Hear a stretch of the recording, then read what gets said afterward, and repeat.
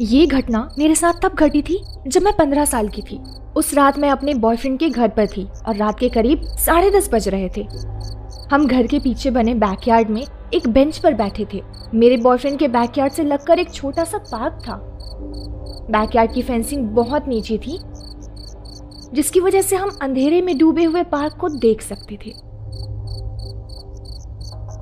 वहां सिर्फ यार्ड में लगे लाइट्स की हल्की रोशनी फैली हुई थी।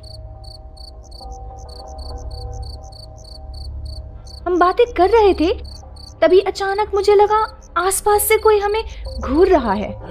मैं घबराकर चारों तरफ देखने लगी, तभी मुझे कुछ सुनाई दिया। लेकिन फिर मैंने देखा वहीं लगे पेड़ के झुंड के पीछे से एक चूहा निकला। ये देखकर मेरा बॉयफ्रेंड मुझ पर हंसने लगा। अचानक वो सीरियस होकर खड़ा हो गया और पार्क की ओर देखने लगा और मुझसे बोला, हे, मुझे लग रहा है जैसे कोई पेड़ के पीछे से हमें देख रहा है। उसकी बात सुनकर मैं डर से जम गई। मैंने उससे पूछा कि वो क्या बोलना चाहता है और उसने कहा, पेड़ के पीछे कोई बहुत ही लंबा इंसान जैसे कोई खड़ा है। उसकी बॉडी पेड़ के पीछे छुपी हुई है, सिर्फ उसका हाथ और सर दिख रहा है। उसकी आंखें यार्ड लाइट से रिफ्लेक्ट होकर चमक रही हैं, बिल्कुल लाल बल्ब की तरह।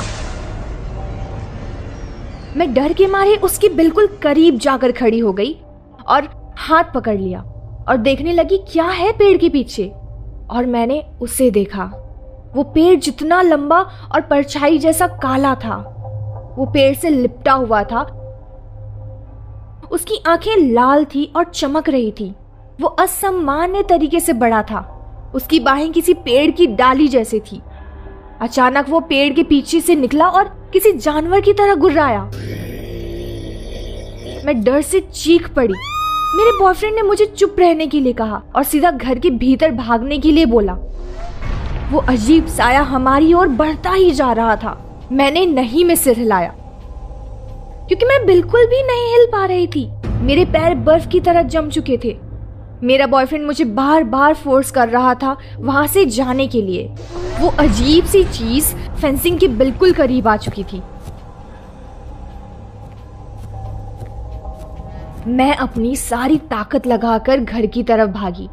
दरवाजे के पास पहुंचकर मैं रुकी और मैंने पीछे मुड़कर देखा, लेकिन मेरे बॉयफ्रेंड ने मुझे पीछे मुड़ने से मना किया और भागते रहने को बोला। मैं वापस मुड़ी और घर की ओर दौड़ पड़ी। मेरे बॉयफ्रेंड भी मेरे पीछे पीछे घर के अंदर आ गया और हमने जल्दी से दरवाजा बंद कर दिया। बंद दरवाजे से हमने सुना और वो अब भी गुर्रा रहा था।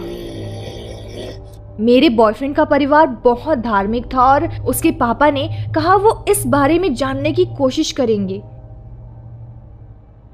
इस हादसे के कुछ महीने बाद एक दूसरी घटना हुई। एक रात मैं और मेरा बॉयफ्रेंड वीडियो कॉल पर बात कर रहे थे और मेरे बॉयफ्रेंड ने घबराते हुए कहा, खिड़की के बाहर से कोई मुझे घूर रहा है। और इतने में कॉल कट गया। शायद वो एक परछाई थी या कुछ और, मैं समझ नहीं पाई। अब मैं 19 साल की हूँ और अब भी मेरे साथ कुछ अजीब और डरावने हादसे होते ही रहते हैं।